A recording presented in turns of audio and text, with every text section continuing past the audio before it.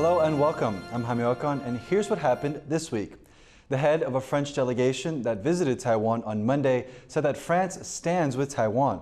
The four-person delegation was in the country following French President Emmanuel Macron's warning that Europe should not be drawn into a conflict over Taiwan. James reports. 4 French politicians have arrived in Taiwan on a 4-day trip to strengthen ties between the two countries. But before even leaving the airport, the cross-party parliamentarians were forced to clarify France's position on Taiwan. According to us, nothing changed. What we want to say to Taiwan is if something happens to Taiwan, it will change the world. I don't want to spend my week to clarify any malentendu. There's no malentendu between France and Taiwan. Any potential malentendu here, French for misunderstanding, relates to comments made by French President Emmanuel Macron following a visit to Beijing and talks with Chinese President Xi Jinping. In an interview with Politico earlier this month, Macron warned Europe should not become America's followers, adding that the great risk Europe faces is that it gets caught up in crises that are not ours. The EU previously echoed US support of Taiwan as it faces growing intimidation from Beijing. China claims Taiwan as part of its territory and threatens to take the island nation by force. The US is Taiwan's most important ally and arms provider. We need to find out, does Macron speak for Macron or does Macron speak for Europe? Macron's remarks drew criticism from some European and US leaders, who said he undermined both the US-EU alliance and European commitments to Taiwan. Macron stood by his comments. Et à cet égard, la position de la France et des Européens est la même sur Taïwan. Nous sommes pour le statu quo. Et elle est constante, cette politique, elle n'a pas changé. The visiting lawmakers sought to assure French support for Taiwan remains steadfast. But Taipei will hope meetings in the coming days will ensure there's substance behind those promises. Ricky and James Shater for TaiwanPlus. In military news, Taiwan is reportedly buying up to 400 land-launched Harpoon missiles from the U.S. It's the first time that Taiwan has bought the land-based version of this type of missile. Congress approved the sale in 2020. This month, the Pentagon announced a contract with Boeing with over $1 billion to build Harpoon missiles, but didn't say who was buying them. However, Bloomberg is reporting that the missiles will be purchased by Taiwan. The contract says that the order will be finished in 2029. U.S. think tank CSIS says that if China were to attack Taiwan, the missiles would be effective against invading forces. For more on Taiwan's move to strengthen its missile strike capability, I spoke to Blake Herzinger, a security analyst with the American Enterprise Institute based in Singapore. Can you tell us what's significant about Taiwan procuring these types of missiles? So Taiwan is seeking to blunt the potential for a cross-strait amphibious invasion. And the best way to do that is to attack a Chinese fleet at its most vulnerable point. And that is when it has troops embarked and it is trying to cross 100 miles of rough sea between the Chinese coastline and Taiwan. And anti-ship cruise missiles are the best way to do that. Other countries in Asia, like Japan and the Philippines, have been also adding to its missile defense and strike capabilities. Do you think we're seeing a trend in the region for enhancing this kind of capability? Absolutely. We've seen a considerable investment over the last several years in long-range strike, particularly standoff weapons and counter-strike capabilities from countries like Japan, which is very significant given remilitarizing Japan is something that we haven't seen in decades. We see it in South Korea, Vietnam, Philippines. All these countries are seeking ways to blunt aggression from the sea, which seems to correlate strongly with the Chinese Navy that has grown by leaps and bounds over the last 2 decades and has been used to coerce its neighbors across the region. It would definitely play a role in a more, maybe an asymmetric strategy, relying on things like cruise missiles and sea mines rather than things like large crewed ships or aircraft, which are more vulnerable and place Taiwanese service people in the firing line. If you can use a platform that doesn't cost lives to use, like a cruise missile, that husbands Taiwan's most precious resource, its people, much more effectively. And given that more allies in the region are bolstering their defense, how does this help Taiwan in ensuring its own security? I would say it's broader than even tactical military capability. It's significant for Taiwan militarily that all these countries are investing in similar capabilities. But I think the broader atmospherics, the fact that the region has woken up really to Chinese militarism and Chinese revisionism at sea, the fact that China is using its unparalleled military in Asia to pressure its neighbors, and this is often coming in the maritime space, on the oceans, in the littorals. And states are very interested in developing capabilities to counter that.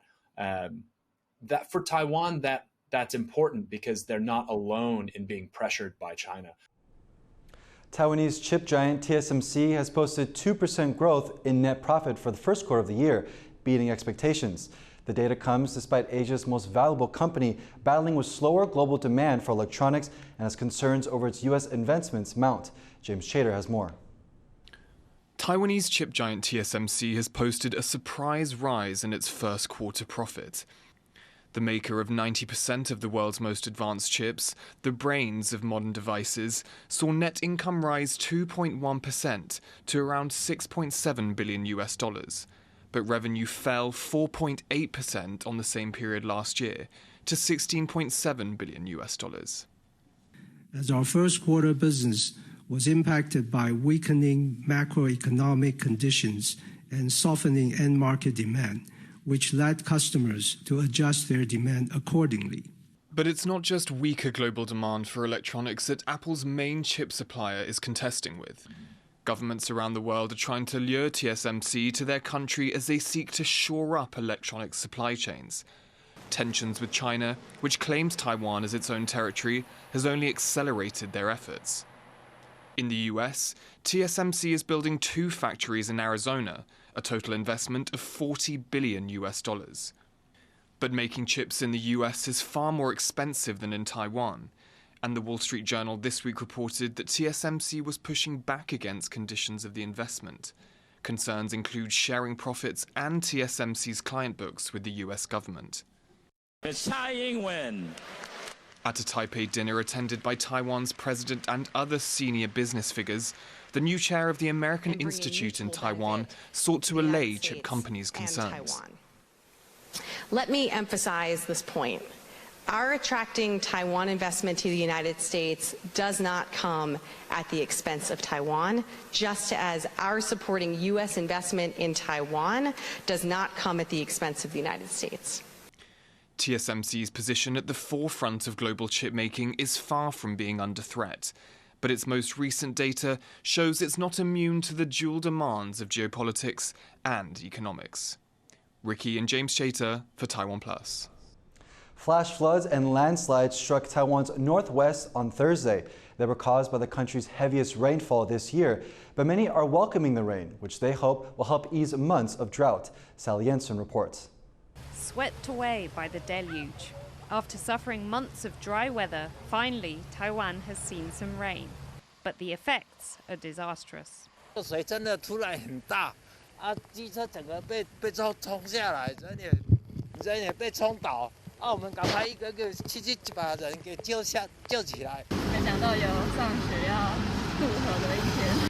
rainfall is the heaviest the country has seen this year. It has hit the northwestern counties of Miaoli, Taichung, Hsinchu and Jianghua the hardest, causing landslides, flash floods, and a blackout that left thousands without power.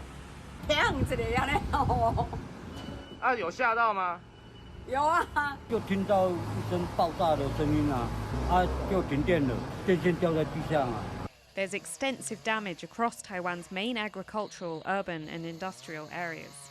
No severe injuries have been reported, but residents of some areas were evacuated. Many people welcome the rainfall, hoping it will replenish reservoirs and ease the water shortages Taiwan has been experiencing. Water restrictions remain in place in the western counties amid an ongoing drought that's said to be the country's worst in decades. Floods are more likely to happen and be more severe during a drought. Long periods without rainfall cause soil to harden, making it difficult to absorb water when it does rain. This is the sort of extreme weather that scientists say is becoming more likely under the climate crisis, and it's ordinary people feeling the effects.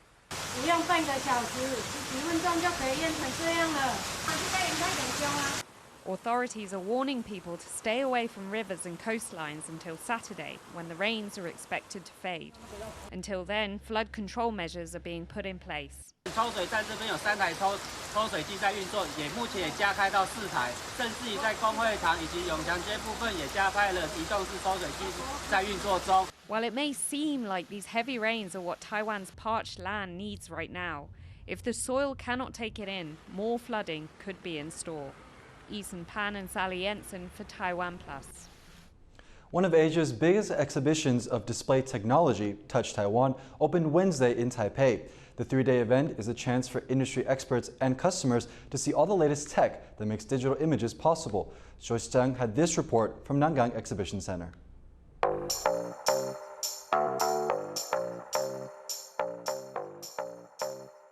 Have you ever thought about how many screens you touch in a single day? They've truly become a vital part of modern life. And with cutting-edge tech, they've become bigger, brighter, and more immersive. That's what's on display here today at Touch Taiwan, one of Asia's biggest exhibitions of display technology. Demand for consumer electronics saw a boom during the pandemic as people began working and spending all their leisure time at home. Industry innovators are constantly finding ways to boost the quality and responsiveness of screens for different uses. Whether you're watching TV, reading a comic, riding a bike, or appreciating art, these screens have been tailor-made to enhance that specific experience. You can wear them, see through them, and even take them on the go. The biggest star of this year's show is micro-LED technology, which is redefining the aesthetic of smart living. The most common type of TV on the market is liquid crystal displays, or LCDs. These screens are powered by a backlight. Light flows through several layers of film and filters to create the pictures you see. But with micro-LEDs, the tiny pixels themselves emit light, allowing for screens to become slimmer with more brilliant images. This means that screens as we know them could soon become a thing of the past. With micro-LEDs, even a piece of glass could turn into a display, like in this car. Just a short walk around the Expo, you can see just how many different ways display tech can be used. It's clear that innovators in this industry are pushing the limits of what screens can do. Andy Xue and Joyce Zhen in Taipei for TaiwanPlus. Taiwan has unveiled its first domestically developed underwater AI drone. And as Leslie Liao reports, it looks set to go where humans are unable to. Open water is tricky for people to navigate. Visibility is limited, the range is immense, and the human body gets tired. But those problems don't pose as much difficulty for machines. That was the thought process behind the invention of this new underwater drone. 这些限制呢，透过这个水下无人载具都可以去克服。 A team at National Sun Yat-sen University developed the drone. It's controlled by artificial intelligence and is the first of its kind fully built and developed in Taiwan. The machine's loaded with sensors and can reach depths of up to 1,000 meters. There's plenty of applications for this technology. It can help with everything from conservation to defense. 像说在那个大范围的这个海床的地形的测绘啊，然后呢，这个海床的海底的这一个生物啊、生态的这个调查。 The drone's onboard AI is sophisticated enough to discern between different objects, including sediment, plastic, and even people. 看到潜水员，标示出潜水员在影像中标出潜水员的那个的位置。 For now, the drone will undergo testing in the waters off of southern Taiwan. In the future, though, who knows? These drones could patrol the country's seas while the rest of us get some much-deserved sleep. Andy Xue and Leslie Liao for TaiwanPlus.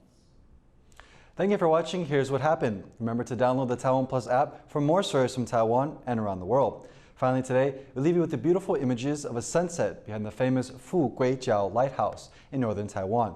I'm Jaime Ocon. Take care and see you next time.